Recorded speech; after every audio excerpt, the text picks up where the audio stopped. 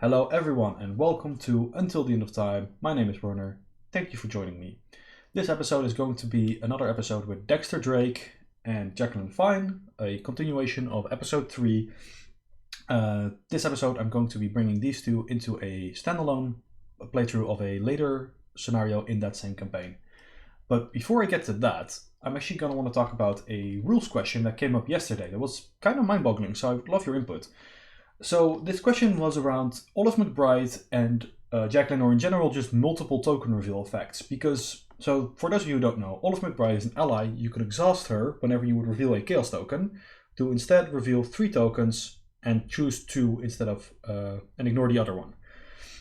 Now this is pretty straightforward. The way this gets a little complicated is when you start adding multiple multi-token effects together. So you have maybe Dark Prophecy, which says when you would reveal a Chaos token, reveal 5 tokens instead of 1. Choose 1 to resolve, but it has to be a Skull, Cultist, Tablet, Elderthing, or Autofail. Ignore the rest. Now the way this would traditionally work, if let's say you were combining these two, is you would say, okay, I'm going to test, and I'm going to use Olive McBride on this test, and then for my 3rd Chaos token, instead of revealing 1 token, I'm going to replace that with Dark Prophecy. So I would first reveal 2 tokens, 1, 2. And then I would reveal 5 more. Then I would pick one of these 5. Let's say I pick the Skull. And then I get to pick between these, like these 3 tokens, for my Olive 2 tokens. So far, so good. This is how this has always worked. Pretty straightforward. Where this gets complicated is when we try to start combining Olive with Jacqueline. Because Jacqueline's ability, and I didn't actually realize it at first, is not a whenever you reveal a Chaos token. It reads, whenever an investigator's location would reveal any number of Chaos tokens, reveal 2 additional tokens. So, as far as I can tell, because I really thought this shouldn't work, but apparently it does, is that we can exhaust Olive and reveal 3 tokens. But then we can choose to replace all 3 of those tokens, or alter those 3 tokens with an additional 2 tokens. So we're now going to reveal 5 tokens for Olive. That's 5. Then we're going to choose Jacqueline's ability, cancel 2. These 2, sure. And then we're going to choose Olive and pick our 2 to keep. Now, this would be a unique effect within Arkham as far as I know it, because as far as I know, there's no ability in the game yet that lets you replace multiple token draws or modify multiple token draws. You always just replace 1. Even with Grotesque Statue, I believe that's the only other token effect that I can think of at the moment. But Jacqueline's ability, the way it is worded, this should work, which gives you unprecedented amount of control over the Chaos pack, because it means that should you reveal the autofill token, you can simply choose to cancel 2 other tokens and then use Olive to not pick the autofill, because Olive is just allowed to pick whatever she wants, and you basically just pass, right? There's very few combinations in the Chaos pack that are going to make, when you reveal 5 tokens, pick 2 to keep, are going to result in a failure. I don't know if that's correct, right? First of all, this is, for the investigator, it isn't even out yet. It could very well be that there maybe was a mistake on the stream image. I doubt it, but it could be. Could be that there's still that there's something we don't know yet, or it could be FAQ'd. That being said, if this worked, would this be overpowered? That's actually also dubious. You see, Olive is an exhaust ability, so it's only once per turn. Jacqueline's ability is a once per round, twice with her Arbiter Fate, but still. And really, if you're using either of these abilities, you already have a fairly high chance of success. So the only time this actually really comes up is if you are attempting tests that you are probably below the skill value and you're just desperately trying to make the test. In those situations, this would be very good, but then again, if you're in those situations, these are usually already going pretty poorly. So I'm not too worried about that, because if you are set up as a Mystic, you typically have such a high skill value anyway. You start with willpower 5, you probably have something like a Rosary or a Crystal Pendulum, which gives you another +1 willpower. Maybe your spells give you more willpower, so you don't really need these. It would probably be more powerful to actually use both of these abilities on separate skill tests, so you have a higher chance of passing. That being said, if you are playing on Expert, or if you're playing on higher endgame standalone scenarios, maybe where the Chaos bag is really punishing, this would be very relevant. So I'm very curious to hear from you if you think, if you can think of any reason why this shouldn't work, right? Because I personally, when I first heard about it, thought that there's no way that works. You just have to use Jacqueline to replace one of the Olive draws, and then you resolve Olive as normal, or you use Olive to replace one of the Jacqueline draws, but that's not how the ability is worded. So I can't at the moment think of any reason why this doesn't work, but I'm asking you to see if there's maybe something I missed. Okay, so with all of that out of the way, let's actually get to what we're doing. We are playing The Wages of Sin, which is the 4th scenario in the Circle Undone. Both of these decks have 9 XP or 19 XP in them. Both have an additional basic weakness because of that. And yeah, we're just gonna see. This is just standalone rules. We're just gonna see how these decks do when they got a little bit of XP. And I'll talk about what XP I added.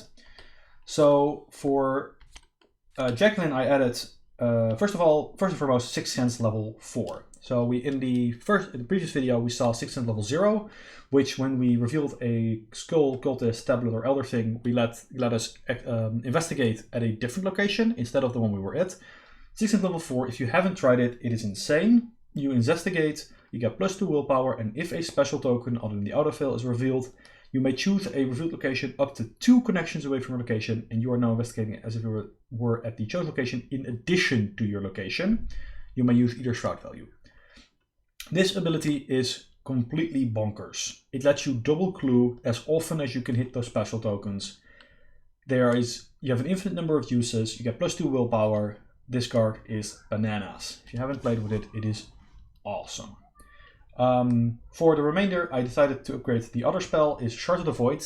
Now, I've actually heard some people on the internet being kind of down on this card. I think this card is one of the better, maybe even one of the best level 3 Mystic cards in the game.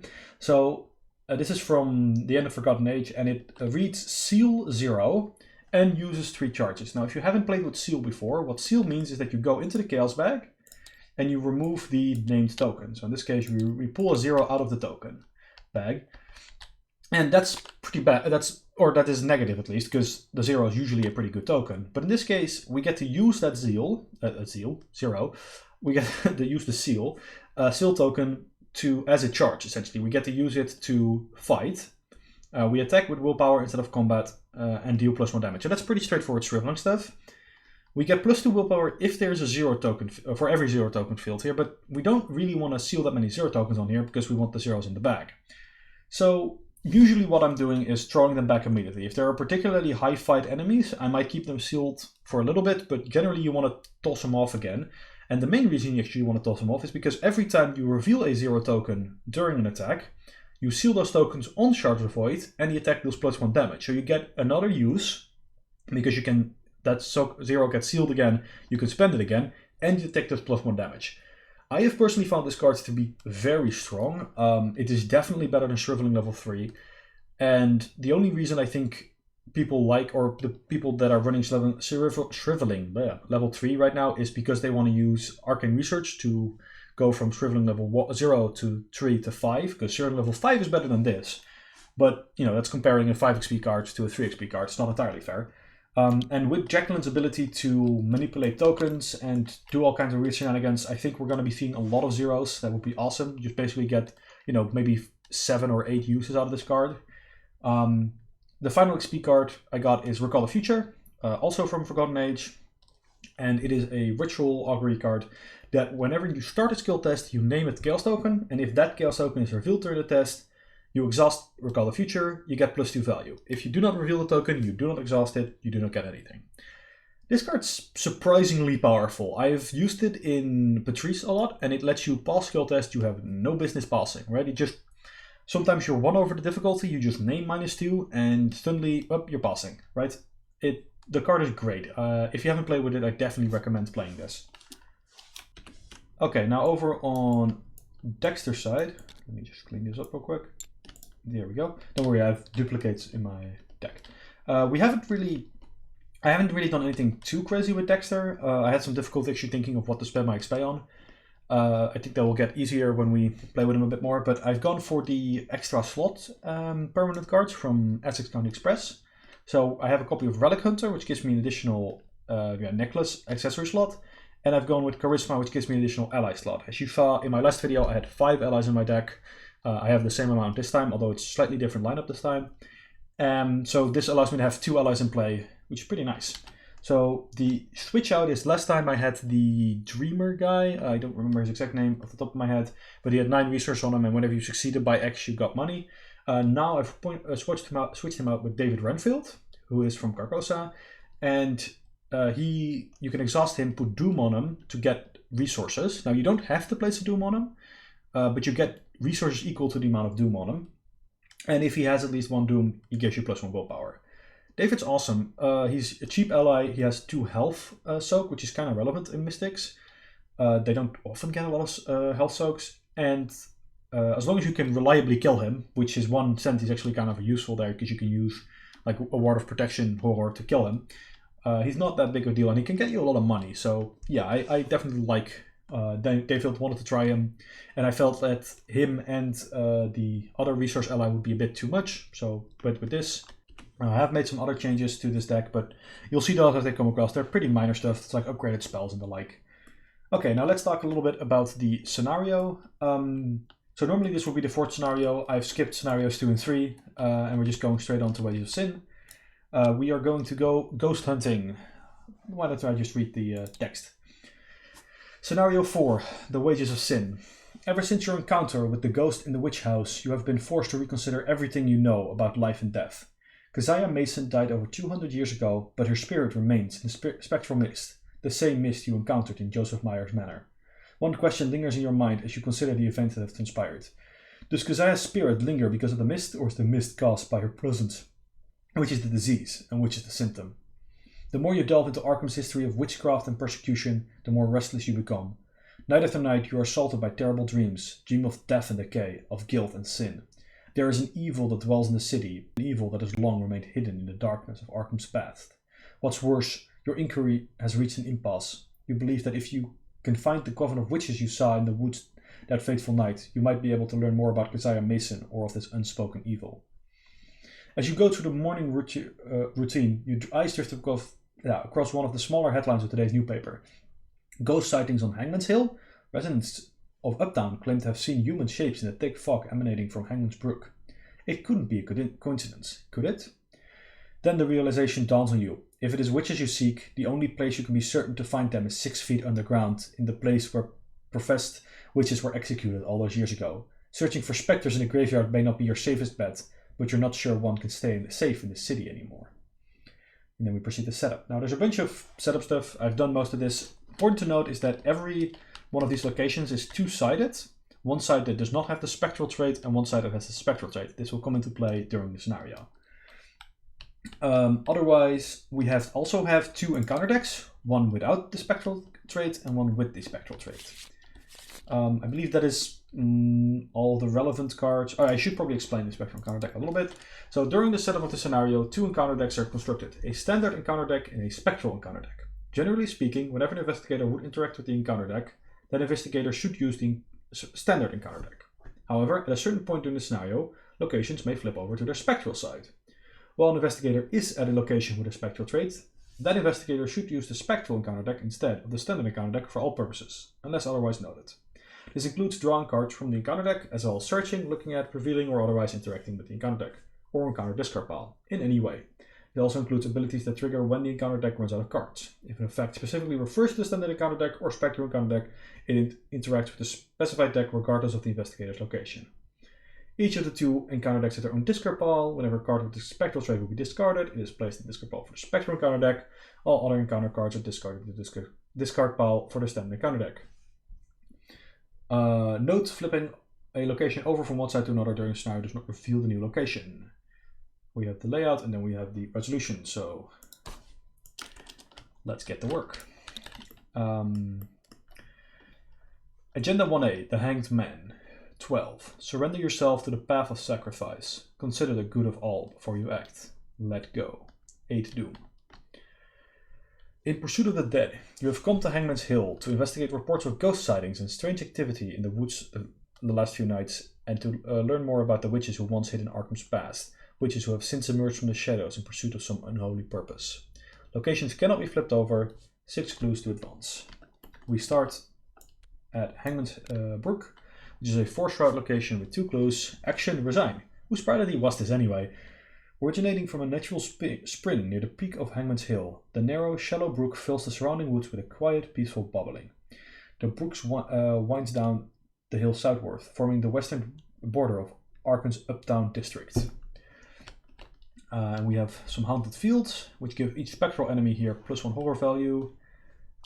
We have the Heretic's Grace. I'm not going to go into these right now. The Gallows, the Chapel Attic, the Chapel Crypt, and the Abandoned Chapel. I'm not going to go into what these cards do right now because we'll get there when we get there, right? I don't want to just sit here reading locations for half an hour. Oh, I should mention the Chaos Bag. So we have skulls are -X. X is one higher than the number of copies of unfinished business in the victory display. So right now this is just one. Cultist -3. Until the end of the round, each heretic enemy in play gets +1 fight and +1 evade. The tablet is -3. If you fail, trigger the forced ability on a copy of unfinished business in your threat area as if before the end of the round. And -2 on the other thing. If you fail and there's an attack or evasion attempt, resolve each haunted ability on your location. I believe we have one of each of the cultist, tablet, and elder thing, and we have 2 copies of the skull. Might be 3 copies. Let me check. Yeah, so 2 skulls, one of each of the other ones, and then a fairly normal chaos bag otherwise. This is the standalone chaos bag. Okay, well, let's get started. 5 resources for both of you. Let's draw some opening hands. Okay, so we have double Renfield. That's a little awkward. We have some spells. You can see I have the upgraded Rite of Seeking. It's the same as the normal one. It just gives you +2 willpower. And, oh, this is one change that I did also make. I added in Lucky Cigarette Case, which is a rogue card that whenever you succeed at a skill test by 2 or more, we get to draw a card. So actually very tempted by the Jewel of Aureolus, which is a card that lets you draw cards or gain resources whenever you draw a special token. But the problem with that was that it was 3 cost and 3 XP, and I had a tough time justifying that. Anyway, this hand is pretty decent. It's very expensive, right? We have 5 assets. That being said, Renfield typically pays for himself. We have an 8 Doom clock, so reasonably we get to just put 1 or 2 Doom on Renfield and just exhaust him a bunch of times for lots of money and then kill him before he would cast the Agenda to advance. We don't need 2 Renfields, so we're definitely mulliganing one of them. I think we can actually just like afford to keep this because we can use Renfield to get some money back. We can use the Cigarette Cave to draw some cards, and assuming we don't need these spells like right away, we'll have time to draw into cards. And because of Dexter's ability, which lets us discard assets to play other assets, we're not really worried about Renfield accidentally advancing us because we can always discard him. We should be careful with cards like Ancient Evils, but I'm pretty sure those are not in the deck. So we're just going to mulligan the 1 card, and we draw a Word of Protection. Excellent. Should there be an Ancient Evils, we at least have an out to that now. Alright, over on Jacqueline's side, we have X. Oh, this is looking very good right now. Oh, well, that's a weakness. Okay. So what do we have here? Well, similar sort of thing. We have the Arbiter of Fates. In case you didn't watch episode 3, we don't know exactly what Arbiter of Fates is supposed to do, but it was in one of the card fan outs in the article. And as far as I'm aware, this is the correct text for this card. Everyone who's read the card has basically agreed that this is probably a correct reading of it.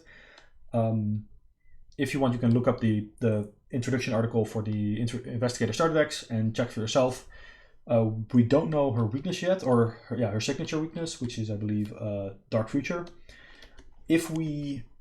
I run an additional basic weakness because of that. I know that might give a slightly different experience, but I really want to just make videos right now, and waiting for Investigator weaknesses is incredibly boring. Okay, so, and with all that being said, let's talk about what we actually have in our hand. So we have 2 spells, we have Arbiter, and we have Recall the Future. Again, this is too expensive, right? Can't play any of this. I like 6 Sense. I would like to actually have 6 Sense plus Arbiter. The problem is that I also really like Recall the Future, so I'm going to definitely be keeping those 3. And I think what I'm just going to do is mulligan the Mists and the Premonition. Now, Premonition is a fun one because it lets you look at tokens before you actually have to do any tests. Also, I just realized that's definitely Jacqueline on the art there, right? That's the same like necklace and everything. Wow, that's cool, fun. But yeah, so I'm hoping to draw into something that gives me money. Now, that's a spell. And that's some more protection. Okay, so no money. We're gonna have to figure out some way for Jacqueline to make money, but luckily Sixth Sense at least let us do cool stuff right away. Okay, so all of these locations spawn revealed side face up because their other side is a spectral location. None of the 4 locations here at the far ends have any clues on them. These both have 4 clues. They're also worth a victory point, and this one is also worth. This one's not worth a victory point. It has 2 clues, and we need 6 clues to advance. So let's get started. I'll start with Dexter. Play Renfield, exhaust Renfield, and so the wording here is very particular. You exhaust him, you may place a doom on him, and then gain 1 resource for every doom on him. Now we are going to place a doom on him, and we're going to gain 1 resource. Second action, we are going to play the Lucky Cigarette Case. And then last action, we're going to move somewhere with hopefully a slightly lower shroud, because 4 shroud is pretty high. So the Haunted Fields give all the spectral enemies +1 horror value, but there are no spectral enemies in play, and most of them are going to be in the spectral encounter deck, which we can't reach right now. And the Abandoned Chapel gives all of our investigator, or every investigator, -1 during their during the Mythos phase. I think I'm just going to move on over here. This one's slightly higher shroud, but Dexter does have the Rite of Seeking, which is pretty good.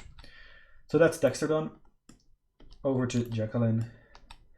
It's going to be pretty similar, I think. I want to play Arbiter before I want to play Recall, so I'm just going to play Sixth Sense. I'm going to move, and I'm going to investigate with the Sixth Sense. Now I'm going to use Jacqueline's ability here. I don't think there's anything in my hand I need to commit here or anything. So I'm going to reveal 2 additional tokens and then cancel 2 non-autofill tokens or 1 autofill token. I'm investigating at a 7 versus 2. And of course I want to hit those special tokens so that I can investigate 2 locations at once. 2, 3. Well. I still pass on a -3, so I'm going to pick the Cultist token. I'm going to cancel these 2. This does give every heretic enemy in play +1 fight and +1 evade. Notice that it is not a if you fail effect, so it just happens. But given the lack of heretic enemies, we're fine with that. And we get to investigate a second location. So let's investigate the chapel and the fields at the same time. Grabbing the entire location apparently. No, grabbing 2 clues. And there we go.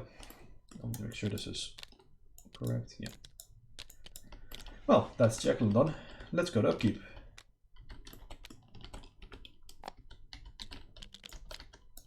Oh, okay. So this was the other card I added into Dexter.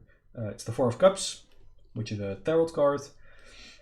I would have liked to have that in my opening hand, but we didn't, and it's a pretty expensive asset actually, so I don't know if we'll be able to play it. It just gives us +1 willpower, which at the moment we don't really need, but we might need it later if we need to kill something. And Jacqueline draws another Sixth Sense, so that's kind of annoying because you really don't need 2 of these. They don't have any charges, they're not going to run out, and the intellect icons are of dubious value. Alright, Mythos phase. 1 doom on the agenda out of 8, though second doom here, so 2 out of 8. And we draw Punishment. Revelation. Put punishment into play in your threat area. Forced. After an enemy at any location is defeated, take a damage. But then test willpower 3 for an action. If you succeed, discard it. If there's an exhausted wish enemy, you automatically succeed. Okay, well this is not something we need to ward. We're just going to put that in our threat area. And we have a Vengeful Witch. Okay. She spawns at either the Gallows or the Heretic's Graves, which is on this side of the map. And she reads Alert, Hunter, Forced. When she is defeated, deal its damage and horror to each investigator at its location as direct damage / horror. So this is going to deal at least 1 damage and 1 horror. If Dexter manages to whiff the or not manage to clear the punishment, it's going to be another damage. So pretty scary. Right, also this is an ability that mills cards from the encounter deck, so we don't want to place it here. This is pretty, yeah, this is not too bad. So we'll put the Vengeful Witch here. She does have Hunter, so we got to be careful with that. She has an alert, so evading her is not that useful. Okay, well, things have certainly gotten a bit exciting, haven't they? Starting off with Dexter. I think what I want to do with Dexter is get him out of the location he's currently in, play a combat spell so he can deal with the witch later, and clear this punishment, which I think I can do all of that. So let's start by giving Renfield another doom, so he's now up to 2 doom and gives us 2 resources. Then I'm going to try to clear out punishment. This is a willpower 3 test. I'm at willpower 6 thanks to Renfield. I feel pretty confident here. There we go. We succeed by 2, so we get to exhaust Lucky Cigarette Case and draw a card. Ooh, it's a Spectral Razor. That might change things. And then we discard punishment. Okay, so Spectral Razor, we already saw this last time, I believe. It lets us attack for 3 damage against non-elite enemies, and we add our willpower to our combat. So my plan was originally to play Azure Flame, but the annoying thing about Azure Flame is it's only +1 damage, whereas the Witch has 3 health. However, Spectral Razor does 3 damage, so maybe we don't run away, which was my original plan. Instead, we go boldly into the unknown. Move over to the gallows, engaging the Vengeful Witch, and then play Spectral Razor, paying 2. Attacking at 8, 9, thanks to Renfield. -1, we hit. We kill her, and we do have to take a direct damage and a direct horror, but that's not too bad. And that's the end of our turn. Okay, well, things got off to a pretty exciting start, but I think they actually went reasonably well. I mean, we got the enemies cleared out, the punishment is cleared out. Let's see if Jacqueline can get some more clues. Play Arbiter Fates. So now we get to use her ability twice a turn, and that's exactly what we're going to do. Second action is going to be Investigate, use her ability, reveal 3 tokens. We will cancel the autofill token. Yeah, and that means we reveal -3, give all heretics +1/5, +1 evade, don't care. And we get to look at or investigate at 2 locations, so that's going to be here and here. And then do it again, revealing 3 tokens again, because Arbiter lets us do it another time. Oh boy, well, we're seeing a lot of autofills here. We're cancelling that autofill, but that does make me wonder if we're now failing. Although, let's do the math here, right? We have 6 Sense, which gives us +2 willpower, so we're investigating at a 7. Then we have our Skull, which is going to be a -1. And -4 here. So it's a -5 total, which brings us down to 2. However, we are investigating the Abandoned Chapel, which is a Shroud of 2. We are also investigating the Haunted Fields, but we get to use either location's Shroud value. It's the last little line between the brackets there. So we actually still succeed. We just grab this clue and this clue. And now you hopefully see how powerful 6th Sense 4 is, right? We got a -5 Chaos token, and we still got double clues. We have enough clues to advance now, though I think I would prefer to advance when we have when both investigators have their full action, so we're going to wait with that. And we're going to go to upkeep first. Oh, it's another Renfield. Okay. It's actually kind of useful because it means we can clear Renfield at some point. I mean, he's going to be a Doom risk at some point. And then probably after the Doom advanced again, we can put him back into play and get some extra resources that way. Right, because Dexter does want to clear his assets occasionally. Now we've got a Spectral Razor here, that's fine. We don't really have money to pay anything. Okay, so we're now at 4 Doom out of 8. Yeah, probably not going to put more Doom on Renfield just because it's better to just keep using him for 2 resources than it is to use him for 3 and then 4 and then we have to kill him immediately.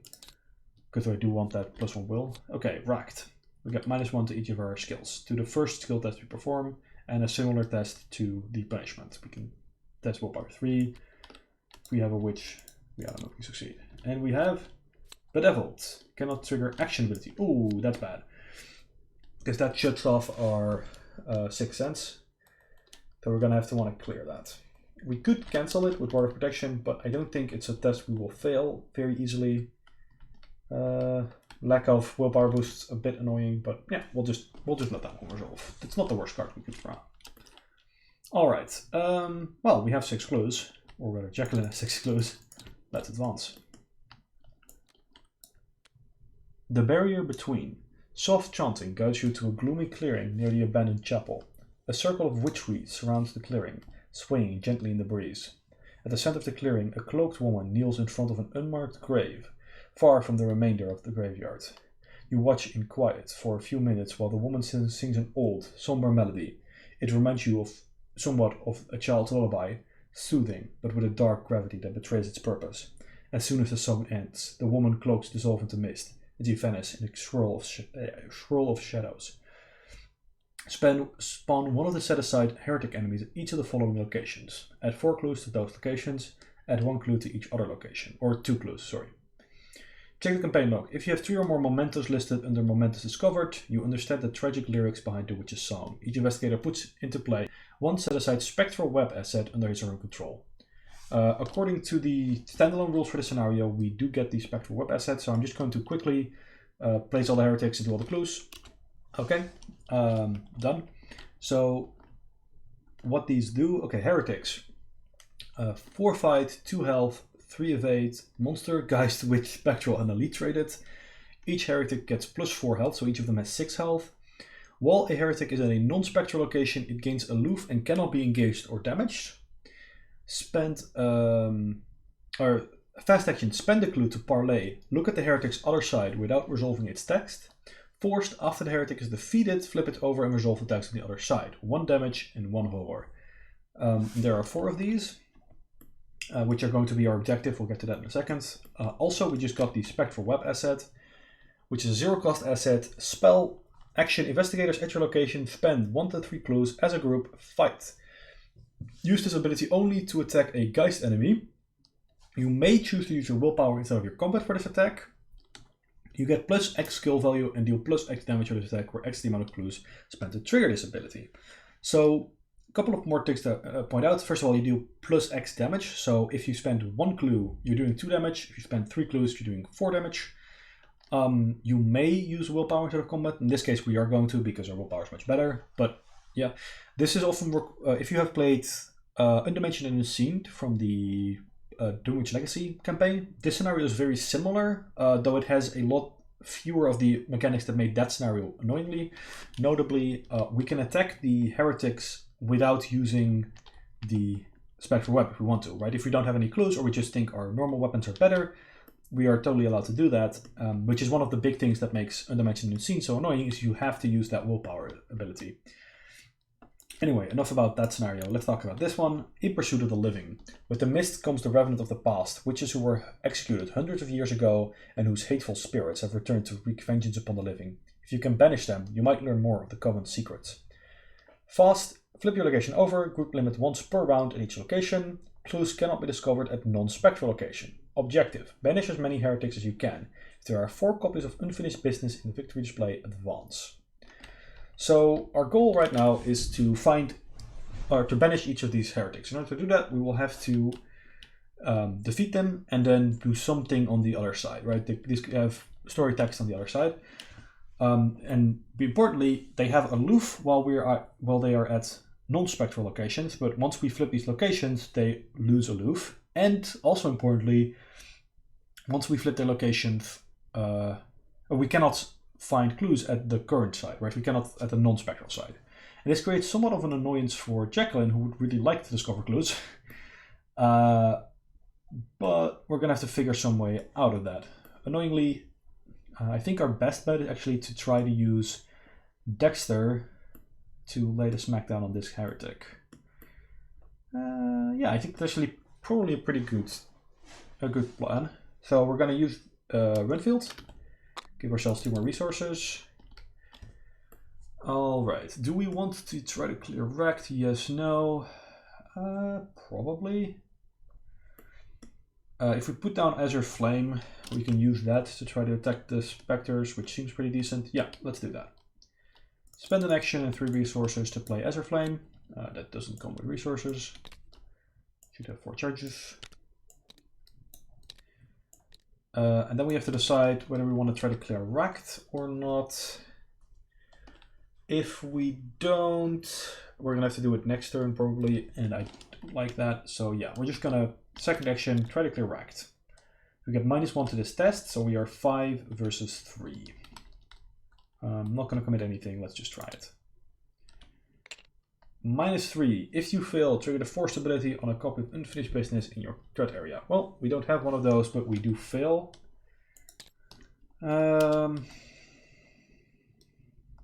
We could try again. We have a reasonable chance of success now because we're now 6 versus 3. And really all we want to do here is just flip the location so that if Jacqueline gets a special token with the thick fence, she can at least investigate 2 locations. So yeah, I think we're going to do that. We're going to try to clear Wrecked again. So this is now 6 versus 3. -2. We make it. Get it out of here. Sadly not succeed by 2. So we don't get the draw card. And then before we end our turn, we're going to flip the gallows. -X is the number of Geist enemies in play. So this is 4 now because each of the heretics is a Geist. And there's a halted effect to discard the top 3 cards of the Spectrum counter deck. If a Geist enemy is discarded by this effect, draw it. One last gasp. This heretic immediately engages us because it no longer has a loof. But we don't really, like, we're going to take a hit here, but this is intentional. Trying to earn ourselves some tempo, essentially. Okay, over to Jacqueline. We're at the Abandoned Chapel, which we're just going to flip. So the Abandoned Chapel, in life, Malfeance. In dying, reconciliation. In death, reverence. Art on this is amazing.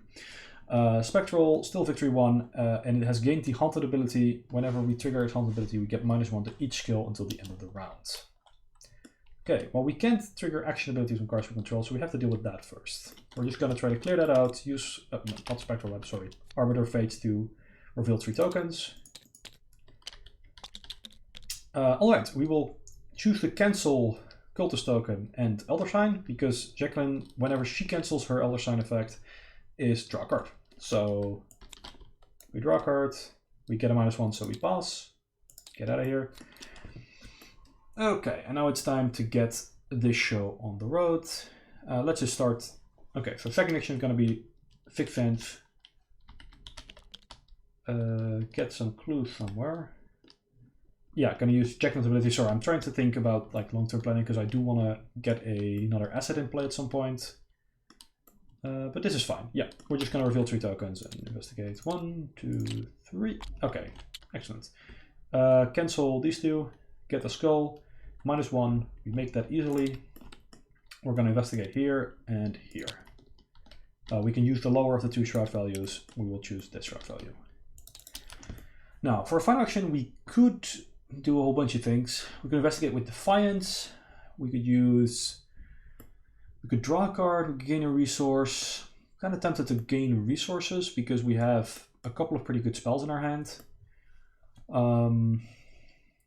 Recall the Future would be good if we need to pass tests, which we're going to need to at some point. Shards of the Void, a good combat spell for when we draw enemies other than heretics, which is also bound to happen. I'm feeling a little, yeah, you know, no, I'm gonna just get a resource because that means in upkeep I'll get another resource and I can play shards. That seems like it makes sense. Okay, enemy phase. This heretic is gonna attack me. 1 damage on Renfield, 1 horror on me. And then we go to upkeep. Another tarot card. And, oh, Tinkates the Soul. That makes me happy. Alright, 5 out of 8 Doom. Totally fine. Diabolic, oh, hold on, sorry. I am doing something incorrect. Because we are now at a spectral location. Which means we are now grabbing from the spectral encounter deck. Which cannot be done manually. Wardens of the Past. If there are no copies of unfinished business in our threat area, it can't search. Well, okay, well, that's pretty straightforward. Search it is. Trapped Spirits. Test willpower of 3. For each point you fail by, take a damage. If the location is haunted, adds an additional cost for investigator. An investigator commit 1 or more cards, must resolve each haunted ability. Okay, this is kind of nasty because we have a willpower, or we have an agility of 2. So there's a very real chance this would deal 3 damage to us. We don't have any agility icons or anything, but we do have this water protection. So I'm gonna just, you know, say no. I'll take a horror and get this out of here. Oh wait, same problem here. I'm sorry, the press for encounter button always grabs from the standard encounter deck, so I have to do this manually. Terror in the Night.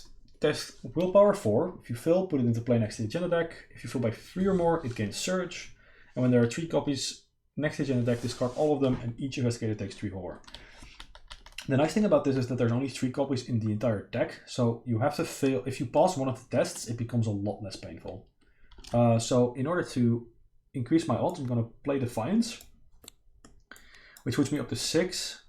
And I'm going to name the Cultist token, since that's the one that's the worst. So Defiance, we can name 1 Cultist token. If we hit that token, it used to ignore it. And since we know, like, if we draw the tablet's not so bad. If we draw the Cultist, might actually be bad because we might want to fight that heretic that Dexter's engaged with. We draw +1 instead. Totally fine by me. So this is discarded. Goes to the spectral discard pile. As does this one, by the way, which shouldn't be in there. Okay. Worth pointing out, actually, we had -1 to our skill value there because of the Bandit Chapel, but we still made it just fine. Yeah, so let's see what we're going to do now. Obviously, Dexter's going to want to lay the smackdown on that heretic. 6 health, though. That's a lot. It doesn't have Retaliate, so we can at least give it a few shots. And worst comes to worst, we'll just kill Renfield, which, you know, he's good at dying. Yeah, so I think we're just going to start there. We don't have any clues, so we can't use this ability. We might have Jacqueline run over with her clues to finish it off if it's nearly dead, but for now, let's just gear up 2 resources and get blasting. Actually tempted to put another Doom on him, because I know he's probably dying this turn.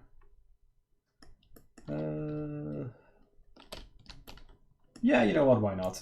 1 more Doom on him, get another resource. So if we don't kill the heretic this turn, we have the attack kill Renfield, and if it does happen, we just use Dexter's ability to get rid of it. Now, first action, Azure Flame. We get use willpower instead of combat, and if we reveal a Elder Sign, +1 or 0 token, we take a damage. It's another way to kill Renfield. Oh, that's not good, I think. Renfield gives us +1. We're at 6, but we're attacking up against a 4, so we miss. Awkward. Well, that definitely means Renfield is dying. Let's try that again. I see very little reason not to just blast charges into this thing. -2. I believe we make that because this is a 6 versus 4. Yeah, okay, so deal 2 damage. Excellent. And unlike Shriveling, which does special effects on the bad tokens, this one does one on the good tokens. It's one of the new spells coming out with the Investigator starter deck that Jacqueline is in case you're curious. Last action, we're gonna hit it again. Would like to see a 0 or something. Well, I mean, okay, so we do have to take 1 damage. That's fine. Just tank that. But that also means we succeed by 2. We get to draw a card with Secret Case. Oh boy, we take Psychosis. That is kind of bad. Okay, well, that happened. And we do another 2 damage. Sadly, we need 2 more damage to finish up the Heretic. So now I have to make a pretty difficult decision. Obviously, I want Renfield to die. The problem is that if the Heretic attacks me, I'm also going to take a direct damage, which is already going up to 3. So that's a bit faster than I'd like. And I could just replace Renfield with something else and ask Jacqueline to run over and try to kill it. Unfortunately, like, that's not an easy shot to make, right? So no, I think we're going to stick with the original plan. Just have this all happen. Okay. We could also... So curiously, what happens... cannot be engaged or damaged. Pretty sure that means that if I now flip this location, it does unengage with me. So I guess that's one option. Actually, hold on. Let me look that up real quick. I'll get back to it in a sec. Okay, I looked it up. it seems like if I flip this location back to its non-spectral side, the heretic cannot be engaged with me, so will actually just disappear. So that seems like a better plan, actually. So what I'm going to do is I'm going to use Dexter's ability, discard an asset I control, which is going to be Renfield. Get all the doom out of here. And let's put a willpower boosting tarot card into play, because we need some extra willpower boosts. Then I'm going to just flip this location back, and the heretic is going to unengage with me. So that avoids me a damage and a horror, which seems pretty useful. Does mean that we can't double clue with Jacqueline, but sometimes you have to take a little hit. Plus we can always move Jacqueline once and then clear 2 locations at once still. Okay, let's see what Jacqueline's actually doing. So we could put the Shard of the Void into play, but doing so means losing or putting a 0 on it, which we can then not use unless we would go to the Chapel Attic or the Chapel Crypt and try to get clues there, but of course the heretics are going to make that a little difficult. I think for now I want more clues, because we can use the clues to fight with the Spectral Web if necessary. So my first action is going to be move. I'm then going to flip the Haunted Fields. This realm tolerates no life whatsoever, with a haunted effect that moves the nearest spectral enemy once towards haunted fields. Interesting, because all of these heretics all have Spectra, so this could be actually somewhat of a useful ability to pull enemies away from each other. I mean, that would require us to fail a test, which is a bit difficult. Okay, let's investigate with 6th Sense. Oh, and we get 3 tokens as normal. Well, we'll pick a skull, succeed, get a clue here and a clue in the chapel, since those are both spectral locations. Do it again. Pick the skull again. Okay, so we've cleared out the abandoned chapel. We've got 1 clue left here. And we have 6 clues again, which means we now have a reasonable arsenal by which to kill a couple of these heretics. Excellent. Let's go to upkeep. Draw a Shriveling level 2. Same as before, but +2 willpower. It's the same upgrade ID as Rite of Seeking.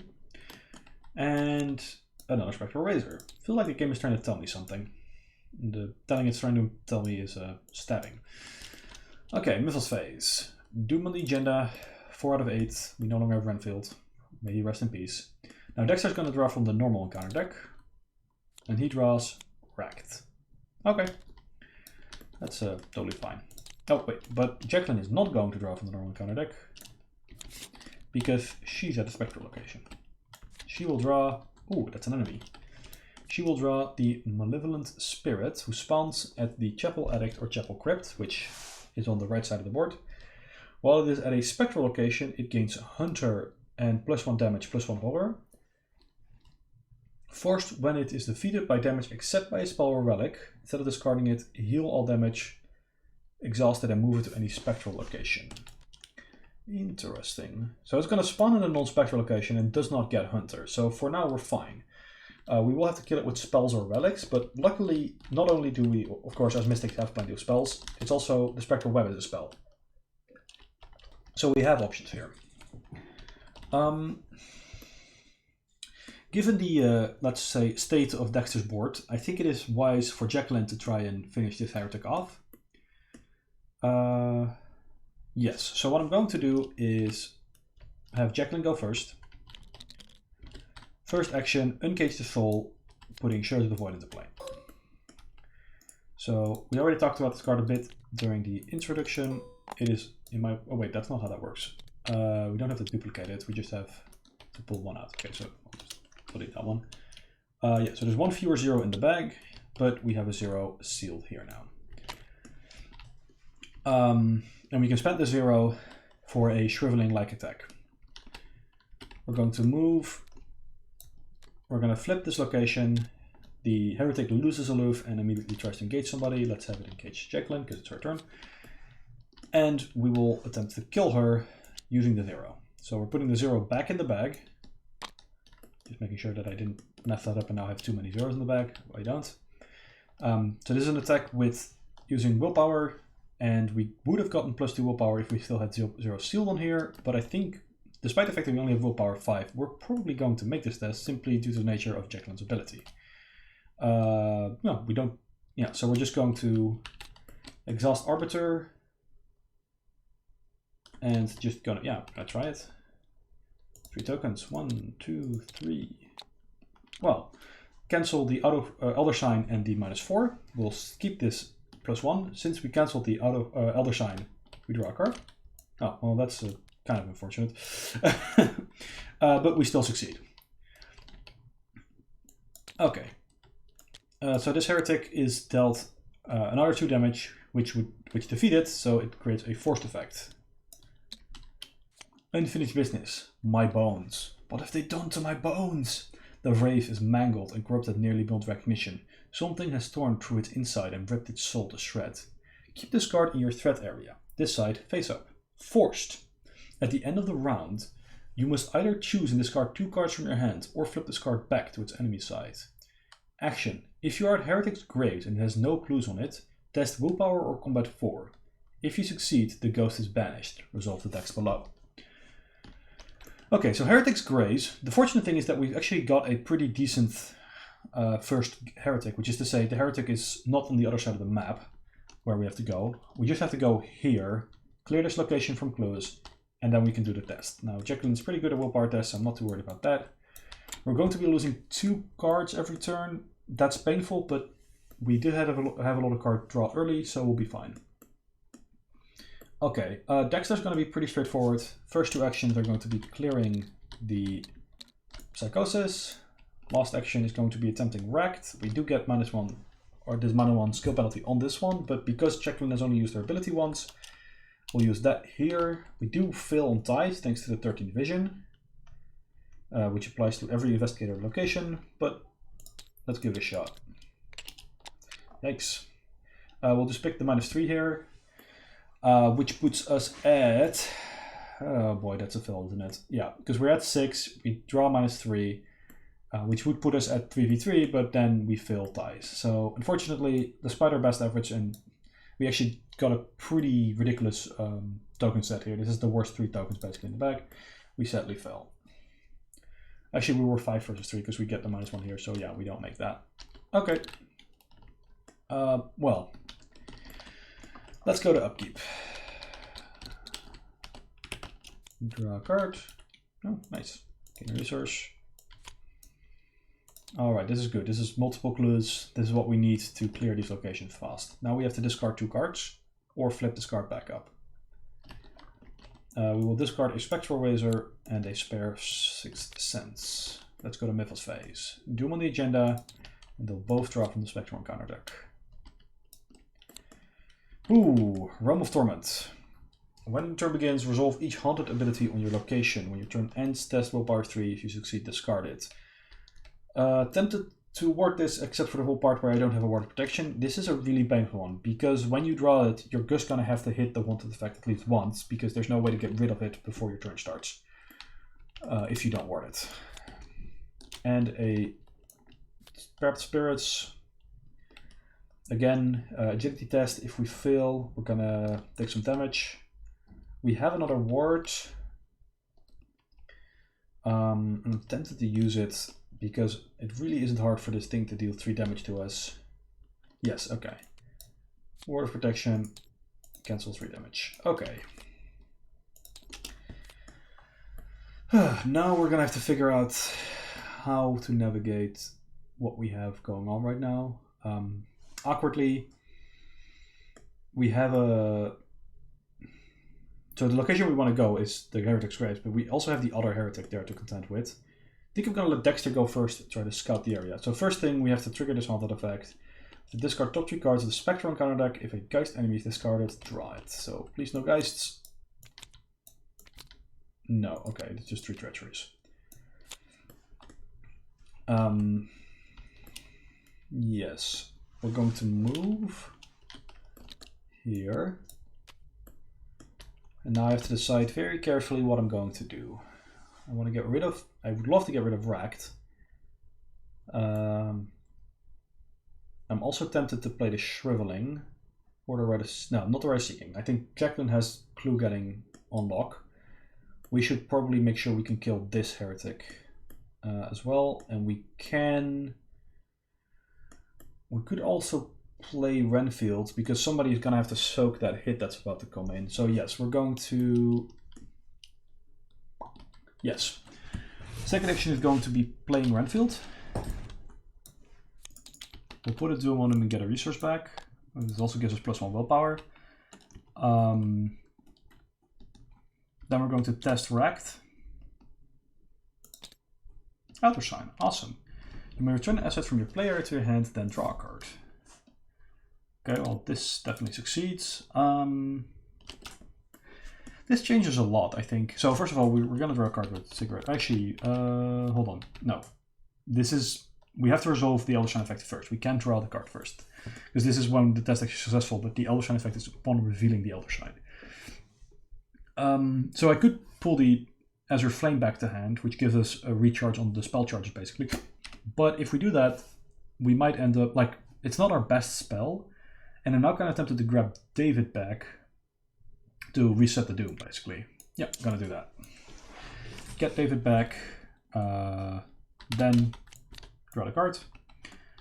Okay, excellent. And then our turn ends, we have to test willpower of 3. Okay, yeah, just gonna test 6 versus 3, -1, make that. Excellent. Yes. Okay, Jacqueline is gonna move.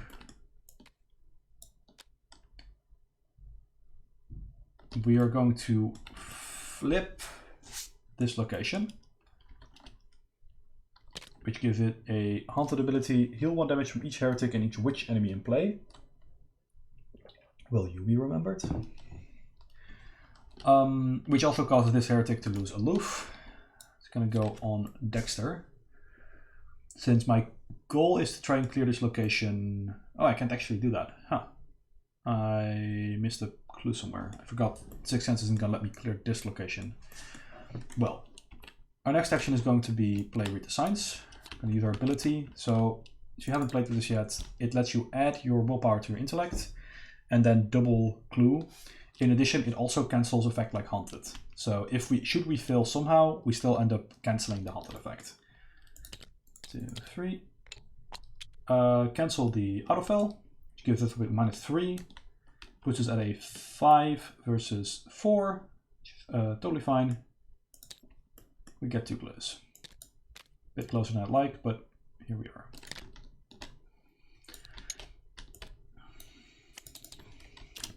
Yeah, I would really like to get rid of the 13th vision, but I can't at the moment. Getting an extra Recall of Future down would be good, but the thing is that I really want to clear Heretic's Grave so we don't have to keep feeding cards into our discard effect, into this unfinished business. So, because the next upkeep I'm going to have to discard 2 cards, which leaves me with 1 card in hand, assuming I don't draw Weakness, which is also a possibility. So yeah, I'm just going to investigate with Sixth Sense, reveal 3 tokens again. I'll pick the skull, and we'll grab a clue here and a clue here, since I feel like we're going to need to clear those gallows at some point, possibly 2. Okay, enemy phase, Dexter takes a hit, totally fine. Halfway to dead, but that's normal for Dexter. Then we got an upkeep. Yeah, I'm somewhat annoyed. Oh, well, that would be a good way to cancel some of these hits. Yeah, I feel like Dexter's taking a lot more damage than I expected him to. I expected with the amount of assets I'm playing, he would be soaking a lot more, but that hasn't really happened yet. Okay, now we have to discard 2 cards. Missiles phase. 6 out of 8. Getting there. Spectral deck again. Wraith, which has Hunter, is a 2/2/2, and monster dies Spectral, and when it dies, if it wasn't killed by a spell or relic, it gets attached to its location, and the Haunted effect causes it to be spawned again. And Vengeful Witch. This is not the correct deck, my apologies. And Shapes in the Mist. Resolve each Haunted ability on your location. Heal 1 damage from each heretic and each witch enemy. Done. This should not be there. This should be there. Fate of all fools. Oh, now it's getting interesting. Okay. You must decide. If there's no other copy of Fate of all fools in play, put Fate of all fools into play in your threat area. And otherwise you can put either Doom or 2 direct damage on a copy of Fate of all fools. Well, we don't actually get a choice. We will choose ourselves because we don't get another choice. So we have a Fate of all fools in our threat area. Omen and Spectral, and basically every turn, or every time another one of these shows up, we'll either take 2 direct damage or put another Doom on it. So it's pretty nasty. Alrighty. Well, Jacqueline's gonna go first. Investigate here with Sixth Sense. Use this. 1, 2, 3. Pick the +1. Grab this clue. Excellent. We are now ready to go and clear out this unfinished business. So we are at Heretic's Graves. It has no clues on it. Test willpower or combat of 4. If we succeed, the ghost is banished. Actually somewhat tempted to do one more thing before we attempt to unbanish it, or to banish it, which is second action, play Recall the Future. So the reason I'm doing this now is because I know I'm not going to have the actions remaining to clear 13th Vision, so it would be better for me to just have the Recall because it might actually come up. So this is a willpower 4 test. We are only at willpower 5, sadly, but we do get 3 tokens, but we also fail on ties. I'm very tempted to throw in the Uncaged Soul because Dexter's at our same location. So yes, we're going to do that because we have money enough as Dexter. So yes, we are now at a willpower 7. If we reveal... Yeah, I'm going to pick the tablet... No, because we passed the tablet. I'm just going to pick the -4 with Recall the Future and then reveal 3 tokens. 2, 3, and hope I don't... Okay, excellent. I'll just pick the skull. And that means we have now successfully banished this one. Do not read until the ghost is banished. Digging up the bones is hard work, but as the spirit peers into its open grave, you can see it human in its shape clearly for the first time. Add this card to the victor's play. It is worth a victory 1. Okay. Jacqueline is now out of actions, so she's done. And we go over to Dexter. Dexter's in a bit of trouble with some ghosts. What else is new? Luckily, we can just flip this location back if we don't want to deal with the heretic, which, spoiler alert, we probably don't want to. First up, we're going to use Azure Flame to try and kill this wraith. Attacking at 6 versus 2. Skull. Skull is now -2, but that's still more than enough to actually draw a card. It's an easy mark.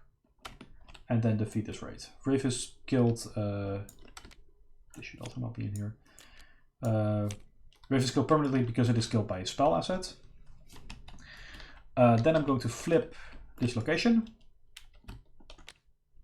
Also, sorry, I did have a trigger here because the heretics are all witches. So at least I'm pretty sure. Oh wait, no, sorry, that didn't happen here because it was killed here. My bad. And this is not a witch. So okay, we're good. Flip this back. This immediately disengages,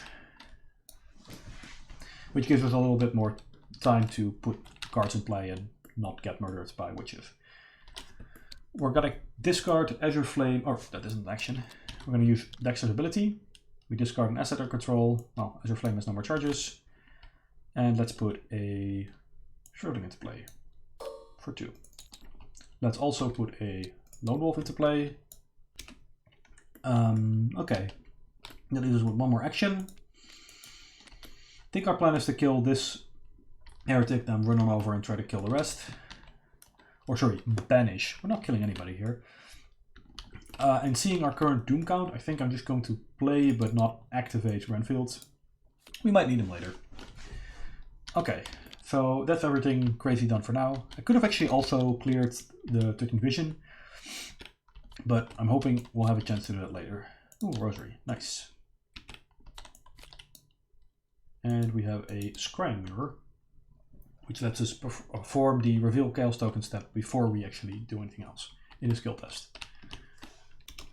Okay, let's go over the myth phase. 6 out of 8 Doom. We are not at a spectral location, so regular encounter deck it is. Punishment. That seems familiar. And then choose your secrets. Okay. There's willpower 5 for each point we fill by. We discard the top card of the counter deck. If we hit a curse, we take a direct damage, and every ally takes direct damage. We haven't seen our ally yet. Olive, where are you? So we're just going to take this test on the face. We can use Recall the Future here. We're going to name... I wanted to say we're going to name Cultist, but that doesn't actually matter, because if we hit the Cultist, the effect happens regardless of whether we pass or fail. So instead we should pick a token that's likely to come up. So maybe Skull? Skulls are -2. Or just the actual -2, which is also 2 of. Yeah, we'll pick Skull. Okay, Skull with Recall the Future. Oh wait, sorry, we only get one token. It's -4. Okay, well we mill 5 cards, or mill 4 cards. So 1, 2, 3, 4. For every curse, no, if a curse. So we hit 1 curse at least, Diabolic Voices. We also hit the Priestess of the Coven. We also hit another Centuries of Secrets, and finally we hit an Ominous Portent. Okay, nasty. Luckily, we only take 1 damage, and this all just goes into the bin. Note that despite the fact that 13th Vision makes us fill on ties, it doesn't actually modify or the amount we fill by in any way. So it is a very similar to Haunted, but it's not quite the same. Okay, I think.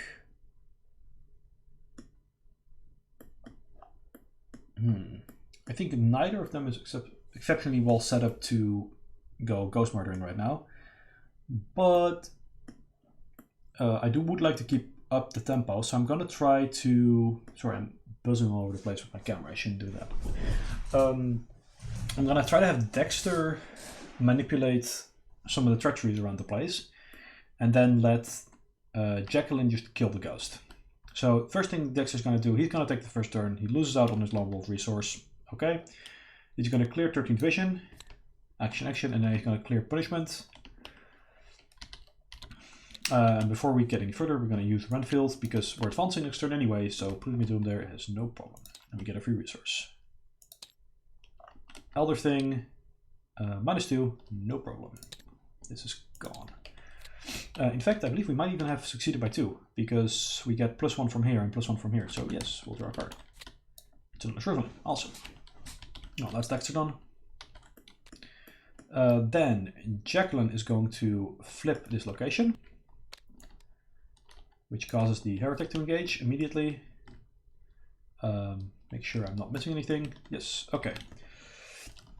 So we're going to use the Spectral Web now, spending 3 clues, or no, we're going to spend 2 clues, because each of these Heretics has 6 health, and each attack does plus X damage, X number of clues. So we're going to do 2 3 damage hits optimally, using this to get ourselves an extra, reveal some extra tokens, and we're going to name.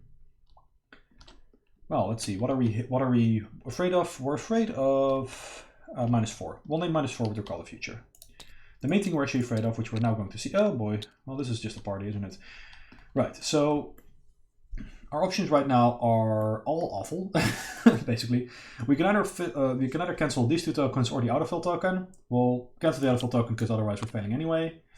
But now we have to decide or figure out how much, if we still manage, because we can exhaust Recall the Future. We have to exhaust Recall the Future to get +2 value. So this is now a combined -5, because we still get the effects from the tablet, but we only get a -2 here because -4 plus -2 or +2 from Recall is -2. So that puts us at way below where we need to be, right? Because we need to be at a 4. We have 5 willpower, which is actually not bad. We get +2 from here, but that's not happening. Shame. We also wasted our Recall the Future, which is kind of a shame. Fortunately, we have more clues, so we're just going to continue. Do it again. 1, 2, 3. Getting a bit sick of this because we miss again, right? We're at 7. We don't have a plus willpower bonus. We're picking the 2, the skull and the -2, but the skull is now -2 because of the the thing in the threat area. We have an unfinished business there, so we're missing again. Yikes. Okay. Things have not exactly been going well. I'm going to do another attack. This time I'm going to spend 3 clues, try to hit off just a Hail Mary. Okay, we hit this time. Dealing 4 damage. Which at the very least means that if we if we land another good blow next turn, we should be able to kill her. Excellent. Let's go to upkeep. Or well, no, let's go to enemy phase. And then let's go to upkeep. Make sure, let's hope we don't trigger this haunted effect. Oh, it's Molly. Hello. And it's a willpower boost. I need those so badly right now. Okay, as you can see, oh, we also advance. But as you can see, like, willpower boosts are so important for Mystics, and yeah, not having one really hurt. Okay, let's advance. Death's Descent. That sounds bad. The sobs of the dead echo throughout the woods, accompanied by murmured promises and whispered threats. But when the spectral mist blots out the sky, all turns quiet and still. Your hair stands on end, and you begin to tremble. Every fiber of your being screams flight. The hunter has smelt the blood of its prey, and now it has come to claim your fate. Flip each location to its spectral side. Set aside the spectral watcher enemy into play at Hangman's Brook. Shuffle the remainder of the set aside the watcher encounter deck into the spectral encounter deck along with the spectral discard pile. Spectral, spectral, spectral. Flips the spectral. Only 1 shroud, but haunted, take a damage until the end of the round. The above resign ability cannot be triggered. Already at spectral, spectral, spectral. This now also means that the Malevolent Spirit is going to get Hunter. We have the Spectral Watcher. If you've actually played Circle and Done, the Spectral Watcher will be a familiar face. It is a 3/5/3 Ancient One Spectral Elite. Alert and Hunter forced when it is defeated. Instead of discarding it, heal it, and it exhausts and remains exhausted for 1 round. And then it has 2 encounter cards that go into the Spectral deck. And Death's Approach. Hangman's Hill is plunged into darkness as the spectral mist invades every inch of the woods and the chapel. Somewhere in the mist, the Watcher spies its prey with eyes as empty as graves. Locations cannot be flipped over, 7 doom. So now we are stuck on the spectral side of things, which is bad. Right? So what I'm actually going to do is move the regular counter deck and the... Oh, no, not remove it. Spectrum counter deck, because we will not probably be drawing a lot from the Spectrum counter deck anymore, or from the regular counter deck, because all locations are now spectral. And this makes playing on the tabletop a little easier. Oh, there's a raid again. Raids, ready to go. And Shapes in the Mist. Oh no, there's the Haunted ability. So we heal 1 damage from each heretic. So now we need to hit it for 3 again. Watcher's Grasp. Heal 3 damage from the Watcher. Ready the Spectral Watcher. It moves, engages, and attacks as though it were the enemy phase. Throughout the resolution of this effect, the Spectral Watcher gains prey U. So it is going to move here. Because it does not move until it engages an investigator. It just moves once. So luckily we are out of range for the Spectral Watcher for now, but it has already made its move. Yikes. Okay, and it is going to, after this, still going to Hunter in the enemy phase. Note that if it would have attacked us, it would have actually exhausted. Because it attacks as if it was the enemy phase, and as part of that means it exhausts when it attacks. However, right now it did not attack, so it did not exhaust. Well, situations have gone a little foobar. But I have faith in at least Jacqueline's ability to finally kill this stupid heretic. So let's start there. Spending 2 clues. Let's make an attack. Let's use Arbiter Fates. Let's name the Skull token. Wait for Call the Future. Okay, we're up to 7 willpower. We can do this. 3 tokens. Come on. Excellent. Okay, for once we don't draw the autofill, which definitely helps a lot. We'll pick the 0. Let's kill this heretic. Unfinished business. Bring me to him. I wish to see my love again. The thing moans and wails with sorrow, in between hollow, echoing sobs. There must be some way you can bring it peace. Keep it in your threat area, this side face up. Forced. End the round, you must either take one horror or flip a card back to its enemy side. If you are the Chapel Crypt and has no clues on it, test Intellect or Combat of 4. If you succeed, the ghost is banished. Okay, interesting. So we have to get all the way across the map, and we also have to contend with the other heretics, which now no longer are going to get, aloof, which is a bit of a problem. Okay, well, that was action 1. So now I have to make a couple of choices. Awkwardly, the Watcher is making options quite limited because I don't think I can go toe-to-toe with the Watcher at the moment. So I'm going to have to take a hit here. Would be better if it attacked us here, since at the very least... also, sorry, we have to discard 2 cards from the Styling card deck. My bad. 1, 2, because we did just kill a witch. Okay, so... Yeah, while it is here, it gets +1 horror value. So we don't want to do that.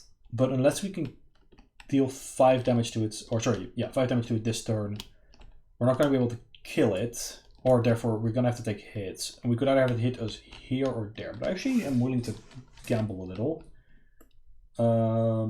Yeah, so move. Engage with me. And then we're going to attack with Shards of the Void. I'm going to use Jacqueline's ability. And I'm going to name 0, which we call the future.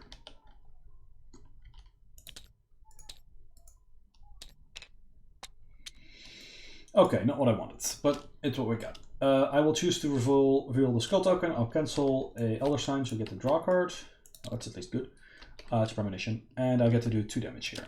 So what I'm hoping to do here, or what I was hoping to do here, is to deal 3 damage to Spectral Watcher with the 0. The fact that I haven't drawn Olaf McBride yet is really hurting my odds here, because being able to use that many token manipulation effects gets really strong.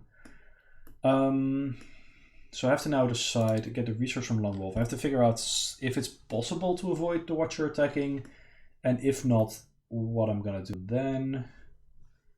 Probably not possible. It's gonna be a lot of horror for Jacqueline because the heretic is also gonna deal her horror.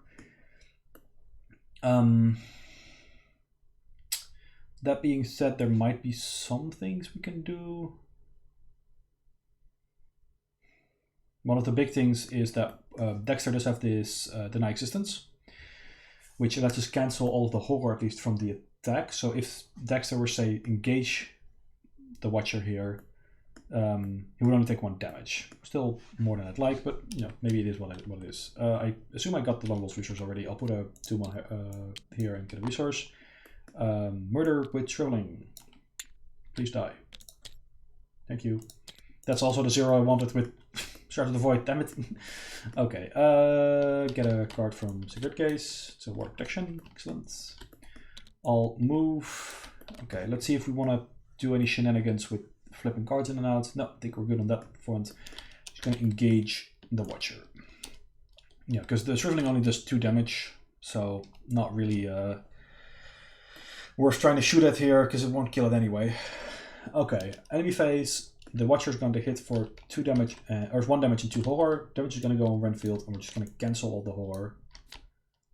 Choose 1 aspect. That aspect is going to be take horror. Ignore that. Everything else resolves normally. Then upkeep. Oh wait, sorry. Also during the enemy phase, this spirit is going to start moving.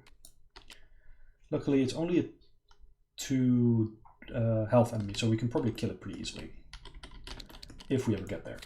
Upkeep, draw a card, gain resource. 1, 2, 3, 4, 5, 6, 7, 8. We're still good.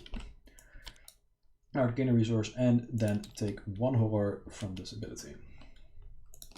Prefer not to fight the heretics again. 1 doom. Encounter cards. Realm of Torment. We're going to resolve our threat area, which is going to... Oh, that's actually pretty useful in this case, because it's going to move the... Actually, wait, hold on. What is that? Move the nearest spectral enemy once towards... Oh, that doesn't actually help. Because the Spectral Watcher is still the nearest enemy. So it's going to move here, which doesn't... Okay, because I was hoping to use it to Scorpion, get over here, the spirits, but unless we kill the Watcher before Dexter takes his turn, which is possible. Okay. Fate of all fools. I'll take 2 direct damage. Doom at this point is kind of unfortunate. I could also actually... Oh wait, no, that's the ward in Dexter's hands. Okay, Jacqueline is going to Premonition, and she's then going to use her ability on the Premonition. So she's going to reveal 3 Chaos tokens, pick 1 to steal on Premonition. Or... Excellent. Okay, she's going to steal the 0 on the Premonition. These 2 are ignored. Then she's going to attack the Spectral Watcher with Shard of the Void.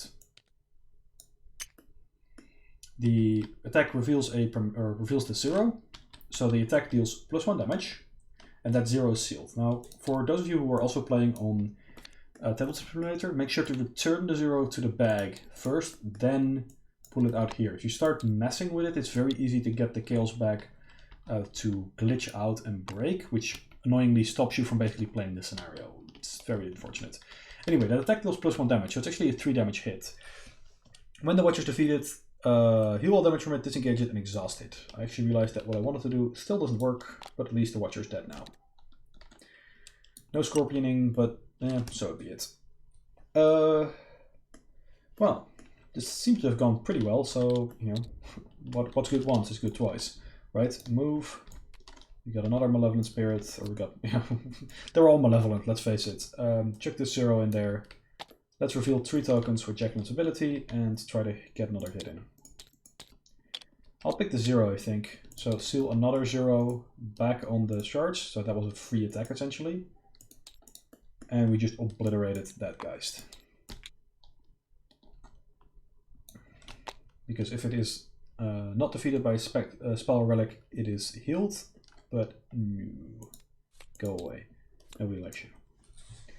Well, that's Jacqueline done. Okay, Dexter is gonna have to move the nearest spectral enemy. Done. Get a resource. And now I have to decide how I want to play this. Oh, yeah. Because we have to go to these graves. That's gonna be another heretic for us to fight. I could easy mark to draw a bunch of cards, gain a bunch of resources, but I'm actually doing okay, at least on resources. Maybe I can use my sleight of hand ability to put Molly into play, get another spell or something. I do note that I haven't played my Rosary, and we do get 2 relic or accessory slots. So I could turn, for example, Lone Wolf into a Rosary, give me an extra willpower boost. Not sure if that's needed right now, but it might be prudent to do so. I'm going to move. And now we have to decide whether we want to go toe-to-toe with this heretic right away or wait until after the next turn to try and kill it. I mean, we have some actions, right? We can just play stuff. Gonna take an action to play Molly. Renfield to get a resource. Let's see. We could. What kind of trades could we name here? We got some options. Obviously, you know, spell lets us draw spells. We have to draw an asset. So, notably, David is a patron, so you could pick that. But what do we need here? We don't really need more combat spells. We have Rosary, so naming Charm isn't too good. We actually kind of have everything we need, right? We also see over half our deck. So, thinking about what's left in our deck, I think the only thing we could really ask for is another spell. So let's do that just to be, you know, safe. So we're going to reveal cards from top of our deck until we reveal a asset with that is spell traded, and that card goes into our hand. The rest gets shuffled back in. Oh, I mean, okay. We draw an Azure Flame. And then for our last action, we are actually just going to play that Azure Flame. So we have plenty of ways to deal with specters. We could also obviously play Rather Seeking, but the problem is, like, there's not that many clues in good locations, so it's pretty tricky. And I'm actually just going to use his ability, get rid of Lone Wolf, put the Rosary in. I believe that should be... Oh, right, there's 2 accessory slots. Okay, like this. And then I have to test for Realm of Torment. Pretty sure that easily makes it. And then we go to upkeep. This doesn't ready. Molly takes a dive. Ah, more ways to play more spells. Seems like the Dexter deck needs some time to get going. Oh, well, that's a problem. Okay, so we got a Mob Enforcer. Might have might have to blow that one up with a shards. You know I'm going to. Mythos Phase, Doom, Encounter cards, another Malevolent Spirit. We'll put this one over here at the attic because we want to go in here, and we want to get the enemies out of here. Okay. Also, the Hunted ability on this card is really cool, by the way. I haven't mentioned it yet, but it's it makes you put the top card of your deck face down as an enemy with fight 1, health 1, evade 1, damage 1 monster. Like it reanimates one of the top cards of your deck. Anyway, we're doing the best. There is... Okay, so we have to take another horror. That's pretty mild. It is sticking up, but, you know, we'll take it. Okie dokie. Timing is everything.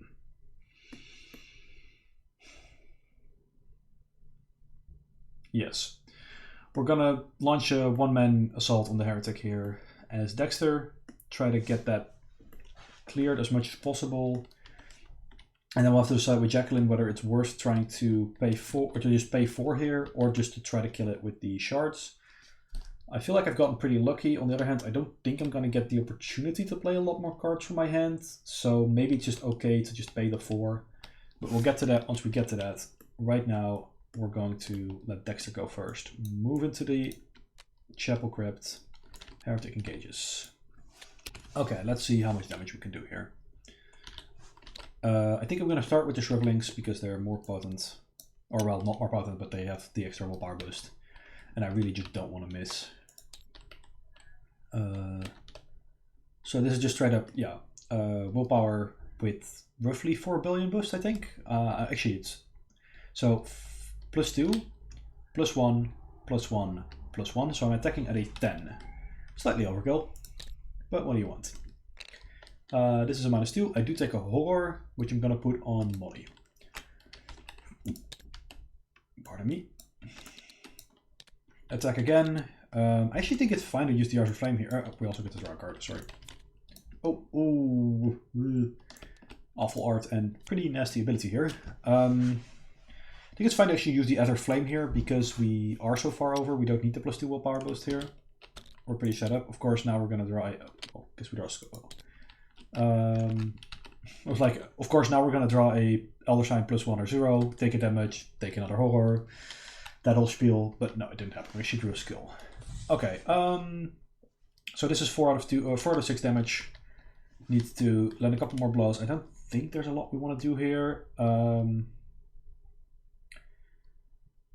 We want to probably try to clear out one of these spells so we can use some shenanigans again, but I think this is good at the moment. And it also makes me wonder how to now approach. So I think Jacqueline is going to launch this Vero at the Spectre, at the Heretic. So we're just going to pay off the Mob Enforcer. So spend 4 resources, parlay, discard it, does not provoke attack opportunity. Move. And then I'm just going to try to kill this Heretic. Now awkwardly that is going to mean 2 unfinished businesses in threat areas. And that's probably the best case scenario because it could go worse. So put the 0 back in the bag. Let's hope for the best. Use her ability.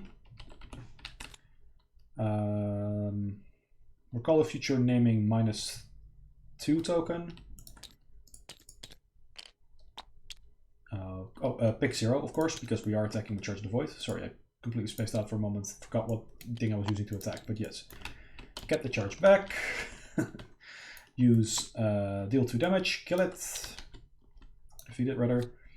They stole it from me. Give it back to me.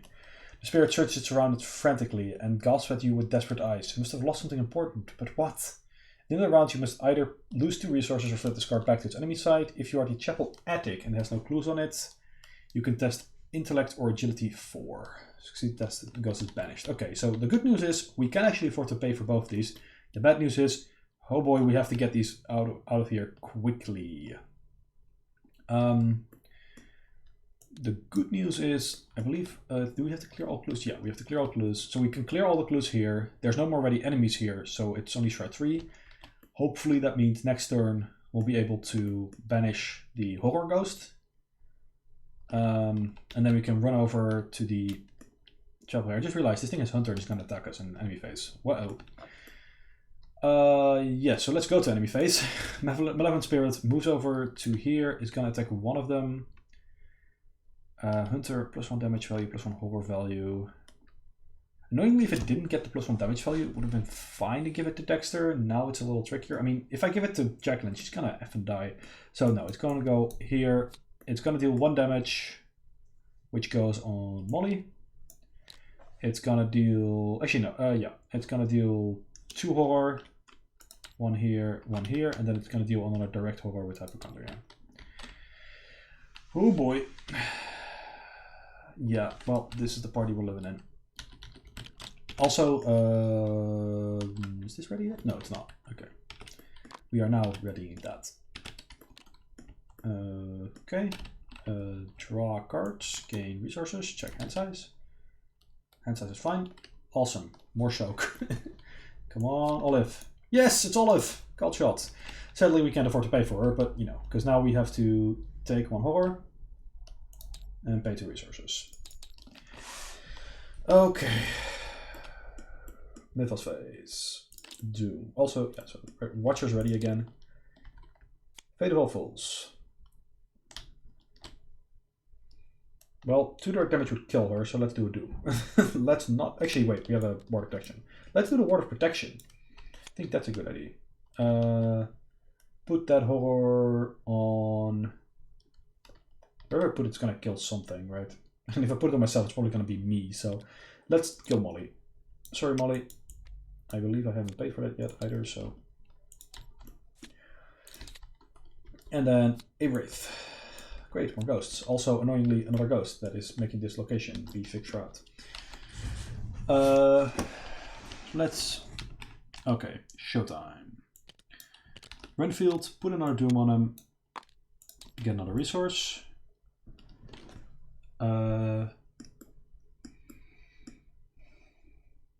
Yes. Okay. Shriveling this guy.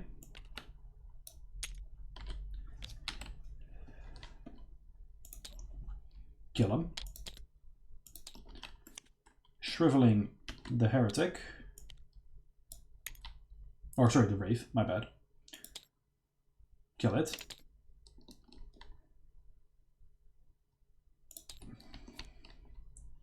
Then... So my plan is to get rid of David and play another card. It's probably going to be Initiate, actually, because of...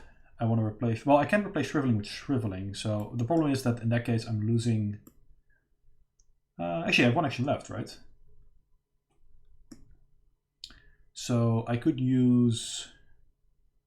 Yeah, but either way, no, I have to get rid of Renfield, because otherwise he's going to do us over. So, no. Okay, get rid of the Renfield with Dexter's ability. And let's just put in another Shriveling. I'm not sure... No, let's put in the Arc Initiate. I don't want to die, is the problem. Draw 3. No. No spells found.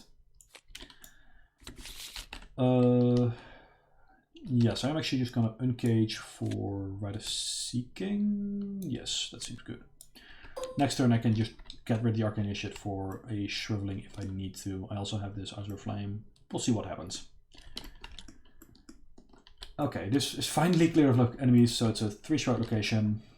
Awkwardly, I believe most of the effects that care about the shroud at this point are gone, and the Rite of Seeking is over here, so...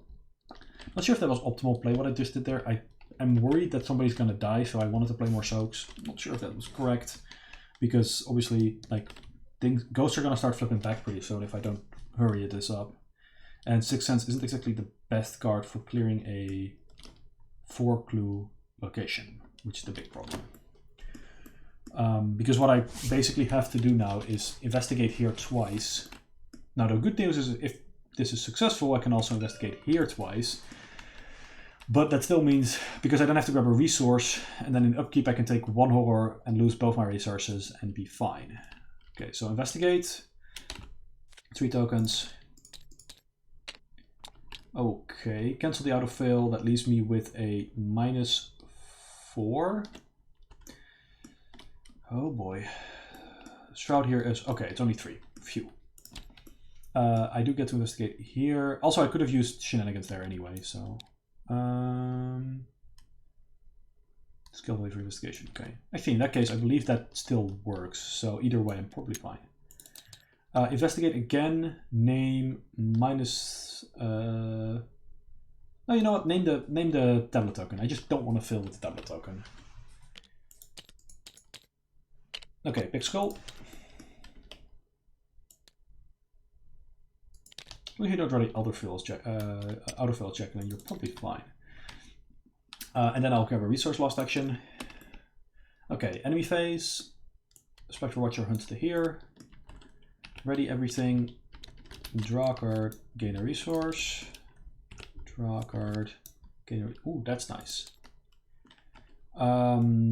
We then take a horror, and we lose... No, yeah, we lose the resources. Now, I believe that if I choose to take the horror... No, in this case, I believe I can choose to take the horror or lose the resources and then cancel it. It's not a cost.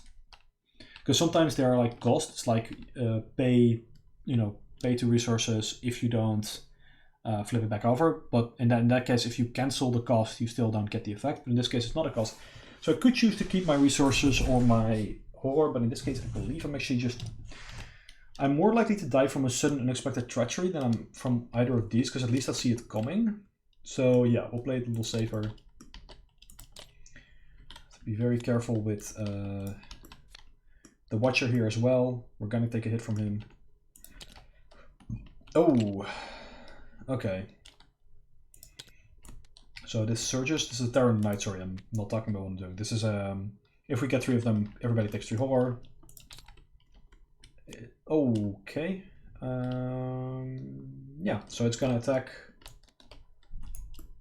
here on Dexter. Very glad I took I played the Arcane Initiate now, because it means he's going to attack. His attack is just going to straight up kill the Arcane Initiate. And I'll still take a direct horror from Hypochondria, so I'm up to 7 there.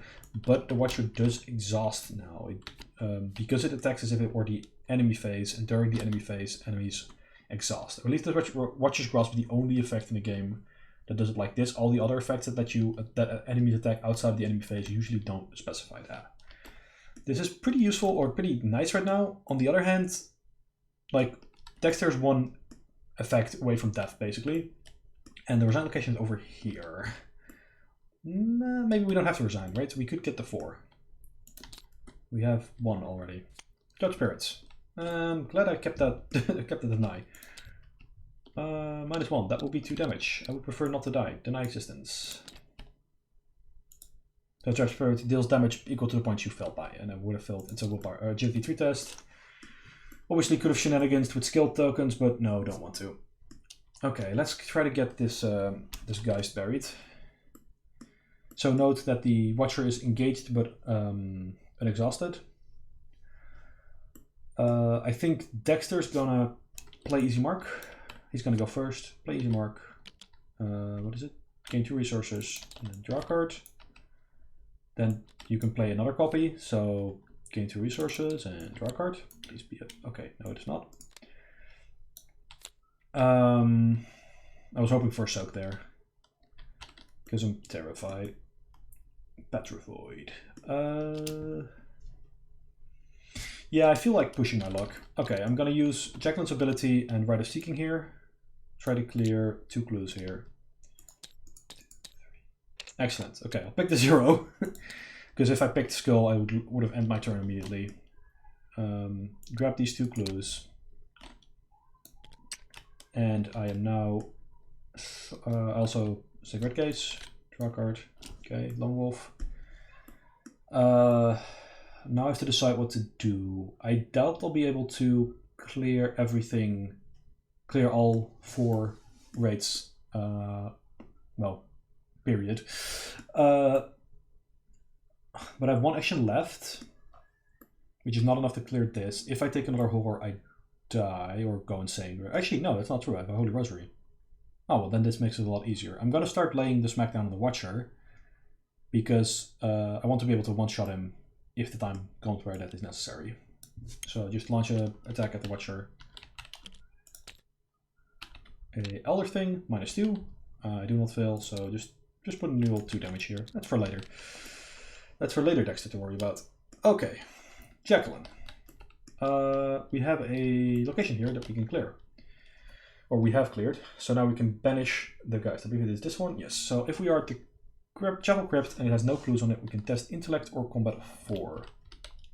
Well, we have Intellect 3. Okay, so we're gonna try this Intellect test. We're 1 under, but we've got the Scrimer we commit, so that's we're tying now. We're going to, well, we can't commit anything from Dexter's side. Recall a future, naming the -2 token, and we're just going to use our ability. Oh yeah, right. I was like, why is this exhausted? But that's because we use it for Dexter. So we'll just use our own ability here. Reveal 3 tokens. 1, 2, 3. Okay, can pick the -2. Exhaust recall the future, which means we pass, and the ghost is banished. You find a nameless coffin and remove the lid. The spirit weeps as it reaches out to touch the body inside, remembering the love it once held in its heart. Add this card to the victory display. Okay, that's 2 down. Pretty good. This one requires us to spend our resources, if I'm not mistaken. Yeah, so... no, hold on. So I'm having to decide now. Yeah, because I'm pretty close to a 4 of, but that is both very, like, a lot of would have to go good, and also I'm pretty close to dooming out. Sorry, I'm spinning the camera all over the place again. I tried not to do that. So one thing I'm considering is just making a run for it, right? We can resign here safely if we make if we hurry up. I don't think, though, it maybe might sound a little anticlimactic, but if you've played the scenario, you'll know getting even just 1, it can often be a bit of a chore, and 2 is already really good. If I went to go on here, it would probably be, you know, it would probably kill me. So I'm gonna spend 2 actions to run away. And we go to upkeep phase. So this already, oh. Of course we draw the extra easy mark now. Oh. Okay. Mythos phase. Encounter cards. Please don't die. Please don't die. Shift the mist. Resolve the haunted abilities. Uh-oh. We have an enemy. We have another enemy. So Dexter might die. Dexter just might die. And then Bane of the Living. Oh, also, sorry, I completely forgot about this. Obviously, this one has to flip back now because we didn't have 2 resources. My bad. So we can either flip a heretic back, or we have to discard cards until we hit a Geist card. Well, we can't flip anything back because there's no in play, so we're gonna draw the next Geist we can find until a Geist is discarded. Now, if we're lucky, there's no more Geist left in the deck. We are lucky, there's no more Geist left in the deck. We will, so it does nothing. Because, yeah, it doesn't say to do anything if the counter deck runs out of cards. I don't believe we have any effects in the game that currently that care about the deck running out of cards. So yeah, and then Jacqueline draws Watcher's Grasp. I believe Dexter just died. Because annoyingly, I'm gonna check real quick if there's anything I can do, and then I'm gonna explain why Dexter just died. No, he's dead. Okay. Why does what happens here? Okay, so it might seem like Watcher's Grasp means you should be attacked by the Watcher, right?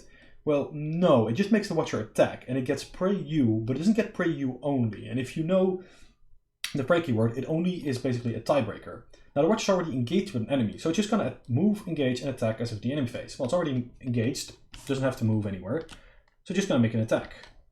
Well, places 1 horror here, 1 damage here, and then it does 1/3 damage with Hypochondria. So, well, goodbye Dexter. And this is exactly why I wanted to resign and why I just died. Oh no! Okay, I hope all of you can enjoy that the monster we just spawned, the living dead thing, that was another deny existence. RIP Dexter. Okay, well, Jacqueline has seen enough of this stuff for today. She's going to action resign. Let's get out of here. Okay, we got to Heretics 40. Reason that, because I'm not playing this in a campaign, I'm actually just gonna not read the resolution. yeah, I think it's more fun that if I'm not doing campaign playthroughs, I should probably not be. You know what? Let's do it. Come on. I'm still actually. You know, I am gonna read it now. Post in the comments below if you would like me to not read the resolution text in the future, because you think, you know, whether you think that if I'm not playing campaigns I shouldn't be reading like too much story text, or if you think no, read it as part of the scenario. I would like to know that. Okay. If no resolution. Okay, this is, I believe, a campaign guide that actually has been FAQ'd. I believe we have to reach the resolution that at least one investigator resigned. I should go resolution 1. Rays of faded sunlight stream through the haze, and the unnatural mist finally recedes. As it does, Hangman's Hill returns to its original state. No other spiteful ghosts emerge to haunt you, and the witches who summoned them have retreated into the shadows once more. You hope that you have done enough to prevent the rest of Arkham succumbing to this horror, I believe. In your campaign log, record that X heretics were released into Arkham. X is the number of heretic enemies in play, which is 2. If X is 3 or less, record that we found Wisp of Spectral Mist, and we earned Victory X. Victory X in this case, we didn't get the clear this one clue, which we maybe should have done as a last action if this was campaign vote. We did get this one, no other VP, and we got 2 heretics. So, yeah. I think as far as actually, so if this was a campaign, I would be pretty happy with this resolution. I would be bummed that Dexter got defeated. But actually getting 2 heretics is pretty difficult. We almost got 3. Just weren't quite fast enough. Overall thoughts on the deck. I think Dexter is really cool, but pretty trippy, and I'm gonna have to just play him through a campaign and figure out his XP path a bit more, because I noticed that actually figuring out what kind of XP cards he wants is very difficult. Meanwhile, Jacqueline is a lot more straightforward. Shard of the Void was amazing. I think I got 5 or 6 uses out of this one. It still has I believe it still has 2 uses on it. Dealt 3 damage several times. 6 Sense, also really good. 6 Sense 4, insane. Recall the Future, pretty good. Lack of Olive made it worse. Lack of premonitions also, and not being able to play the Mirror on time. Also, because Mirror also combos with Recall, because you can see what token you're going to get and just get a +2 if you need to. I think Jacqueline, I really think Jacqueline might be the most powerful investigator, especially if that ruling I mentioned in the beginning is indeed how it works. Then Jacqueline is very likely to be one of the most powerful new investigators coming in out of the investigator starter decks. She's a 5 willpower mystic. What more do you want? I really hope you enjoyed this. Any and all feedback is greatly appreciated. Next time I'm going to be playing with some new investigators, because we've now wrapped up both Harvey and Tony, and now Dexter and Jacqueline. So next time is going to be 2 new investigators. One of them is going to be the runner-up from the Strapple, which is a certain millionaire. And the other is going to be someone whose signatures we just happened to get recently. If you haven't seen me being super excited about Neither Rain Nor Snow, go check out the last episode. It's going to be Stella. So next episode is going to be me playing Stella and Preston. I don't know what campaign yet. If you have a suggestion, you're free to send one. Thank you for watching. Have a great day, and I'll be seeing you until the end of time.